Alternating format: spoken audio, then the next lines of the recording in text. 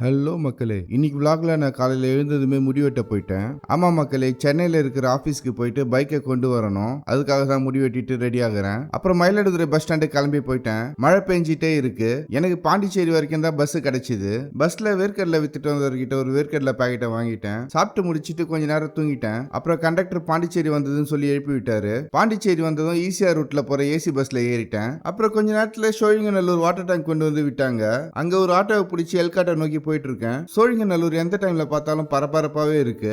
Office வந்ததும் fresh ஆயிட்டு நேரா வண்டியை பார்க்க போயிட்டேன். 3 மாசம் கிட்ட ஆச்சு ஆபீஸ்ல வண்டியை விட்டு. பாருங்க எவ்வளவு தூசியா இருக்குன்ட்டு. வீட்டுல இருந்து கொண்டு வந்த துணியை வச்சு வண்டியை தொடக்க ஆரம்பிச்சேன். வண்டியை தொடச்சு முடிச்சிட்டு நேரா கேஃபிடீரியா போயிட்டேன். அங்க ஒரு சாண்ட்விச்சும் ஒரு காஃபியும் ஆர்டர் பண்ணி சாப்பிட்டேன். இந்த நேரத்துல ஆபீஸ்ல சாப்பாடு டிஃபன்லாம் கிடைக்காது. அதுக்காக தான் இதை சாப்பிடுறேன். சாண்ட்விச்சை சாப்பிட்டு முடிச்சிட்டு பார்சலும் ஒன்று வாங்கிட்டேன். அப்புறம் கொஞ்ச நேரம் ஒர்க் பார்த்து முடிச்சிட்டு வாங்கிட்டு வந்த சாண்ட்விச்சை சாப்பிட்டு முடிச்சேன். நல்லா விடிஞ்சதும் பைக்கை எடுத்துட்டு வீட்டுக்கு கிளம்பிட்டேன்.